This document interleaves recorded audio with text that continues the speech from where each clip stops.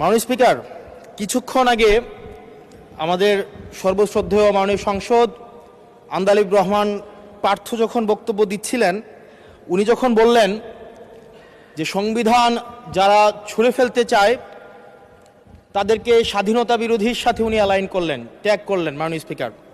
এবং তখন ট্রেজারি বেঞ্চের সম্মানিত মাননীয় মন্ত্রী যারা ছিলেন তারা সেটাকে টেবিল চাপড়িয়ে সেটাকে সমর্থন দিলেন। মাননীয় স্পিকার, গণতন্ত্রের জন্য যিনি আপোষহীন লড়াই করে গিয়েছেন বেগম জিয়া, উনি বলেছিলেন যেদিন জনতার সরকার প্রতিষ্ঠিত হবে, যেদিন এই পার্লামেন্ট জনতার সরকারের কাছে যাবে, এদিন এই সংবিধানকে ছুঁড়ে ফেলা হবে। ট্রেজারি বেঞ্চের যে মন্ত্রীরা ছিলেন তারা দীর্ঘদিন, তাদের সারা জীবন তারা বেগম জিয়ার সাথে রাজনীতি করেছেন। এই সংবিধান ছুঁড়ে ফেলার সাথে স্বাধীনতা যুদ্ধাপরাধীর অ্যালাইন করার যেটার হাততালি তারা দিয়েছেন, সেটির মধ্য দিয়ে বেগম জিয়াকে তারা মূলত অপমান করেছেন কিনা তারা সেটা ভেবে দেখবেন। মাননীয় স্পিকার, আমি বক্তব্য দেওয়ার জন্য অনেক কিছু রেডি করে নিয়ে এসেছিলাম। আমরা আইনমন্ত্রী বলেছেন রুশু পড়ার জন্য, তারপরে হবস পড়ার জন্য, মদিনা সনদ পড়ার জন্য পড়েছিলাম। কিন্তু আন্দালিব রহমান পার্থ সাহেব যে বক্তব্য দিয়েছেন, আমরা ক্লাস 8-9-এ যে ডিবেট করতাম সেটি রিভার্টাল দিলে 20 মিনিট সময় লাগবে। মাননীয় স্পিকার, আমি ওনার বক্তব্যের রিভার্টাল দিচ্ছি। উনি বলেছেন যে আমি কোট করছি, উনি বলেছেন ৭২-এর সংবিধানের কিছু কিছু বিষয়কে ওনারা সম্মান দিয়েছেন। তার মানে কিছু কিছু বিষয়কে ওনারা সম্মান দেয় নাই।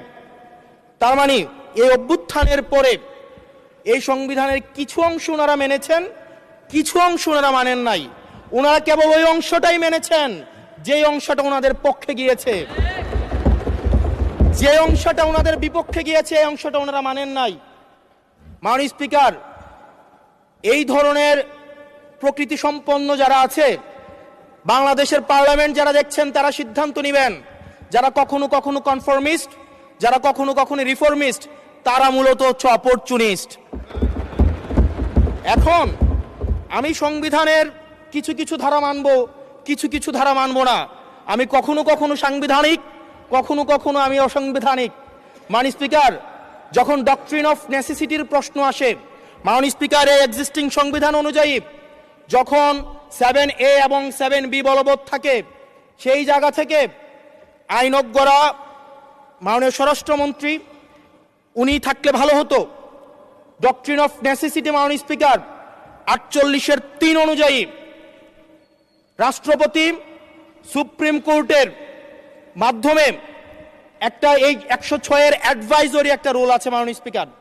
এই অ্যাডভাইজরি রুলের মাধ্যমে সংবিধানের ফান্ডামেন্টাল কোনো বিষয় কম্প্রোমাইজ করা যায় না।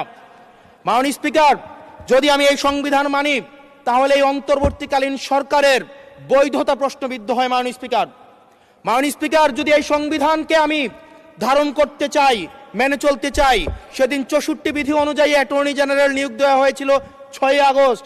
মাননীয় স্পিকার, এই সংসদে প্রশ্ন রাখতে চাই, তৎকালীন বর্তমান রাষ্ট্রপতি চুপ্পু, তখন বলা হয়েছে অ্যাটর্নি জেনারেল নিয়োগ দেওয়ার ক্ষেত্রে প্রধানমন্ত্রীর সাথে আলোচনা করতে হবে। সেদিন কোন প্রধানমন্ত্রীর সাথে আলোচনা করা হয়েছিল সেটা আমাদেরকে অ্যাটর্নি জেনারেল জানাবেন। আমাদেরকে অ্যাটর্নি জেনারেল জানাবেন যেই হিয়ারিংটা হয়েছিল এই হিয়ারিংয়ে উনি উপস্থিত ছিলেন কিনা। তখনকার সময় যিনি প্রধান বিচারপতি ছিলেন ওবায়দুল হক, তিনি তখন কোথায় ছিলেন, সেই রায়ের কপিটা আমরা দেখতে চাই। মাননীয় স্পিকার, আপনি যখন বেগম জিয়াকে 6 আগস্ট সর্বপ্রথম ছাত্র জনতা যখন সিদ্ধান্ত নিয়েছিল আর এক মুহূর্ত বেগম জিয়াকে কারাগারে থাকতে দিবে না, বেগম জিয়াকে রাষ্ট্রপতির আদেশের মধ্য দিয়ে বেগম জিয়াকে সেদিনই কারাগার থেকে যেই জুলুমের মধ্যে রাখা হয়েছিল সেটা থেকে ছাত্র জনতার রায়ের মধ্য দিয়ে সেখান থেকে বের করে আনা হয়েছিল। মাননীয় স্পিকার, যদি এই সংবিধানকে বাইবেল ধরে নেই, এই সংবিধানকে যদি গসপেল ধরে নেই, এই গসপেলের পুরোহিত অনুযায়ী যেভাবে ভ্যাটিকান সিটি চলে সেটা যদি আমরা ধরে নেই, তাহলে মাননীয় স্পিকার সেদিন বেগম জিয়া জেল থেকে বের হতে পারেন না। মাননীয় স্পিকার সেদিন বেগম জিয়া জেল থেকে বের হয়েছিল অভ্যুত্থানের জনরায়ের ভিত্তিতে। মাননীয় স্পিকার আপনারা বলছেন আপনারা ঠিক সেই জায়গায় আপনারা সংবিধানকে আপনারা মানছেন যেই জায়গায় সংবিধান থেকে আপনারা বেনিফিটেড হবেন। মাননীয় স্পিকার গ্রামের ভাষায় কথা আছে, বলতে চাই না, যে গাং পার হইলে মাঝি কোন দুলা ভাই। ছাত্ররা আপনাদের নেতা কর্মীরা গত 17 বছর ধান খেতে ঘুমাইতে হয়েছে,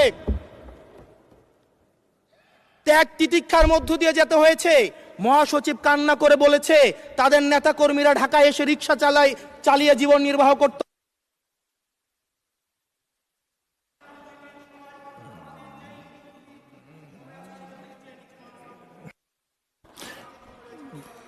এক মিনিট বলেন। মাননীয় স্পিকার আজকে দেখেন, আজকে লক্ষ লক্ষ নেতা কর্মী তাদের রক্ত দিয়েছে। ফ্যাসিবাদ বিরোধী প্রত্যেকটি রাজনৈতিক দল, কোন রাজনৈতিক দলকে বিশেষভাবে আমি আলাদা করতে চাই না, ফ্যাসিবাদ বিরোধী প্রত্যেকটি রাজনৈতিক দলের রক্ত শ্রম ঘামের মধ্য দিয়ে এই হাসিনার পতন হয়েছে। এই হাসিনার পতনের পরে যখন জনরায়, মাননীয় স্পিকার, যখন জনরায় কখনো কেতাবের কাছে মাথা নত করে না। এটা ভ্যাটিকান সিটি নয় যে গসপেল অনুযায়ী হচ্ছে দেশ পরিচালিত হবে। 68% জনগণ তারা সিদ্ধান্ত জানিয়ে দিয়েছে এই সংবিধানের যেই বেসিক স্ট্রাকচারাল জায়গায় কোন জায়গাগুলোতে রিফরমেশন আনতে হবে। মাননীয় স্পিকার আন্দালিব রহমান পার্থ সাহেব বলেছেন যে অর্ডারে নাকি হচ্ছে সংবিধান সংস্কার পরিষদের গঠনটা নাই। উনি যদি একটু পরিশ্রম করতেন, জাস্ট একটা পাতা উল্টাইতেন, একটা পাতা পরেই বলা হয়েছে সংবিধান সংস্কার পরিষদ গঠন যদি জলযুক্ত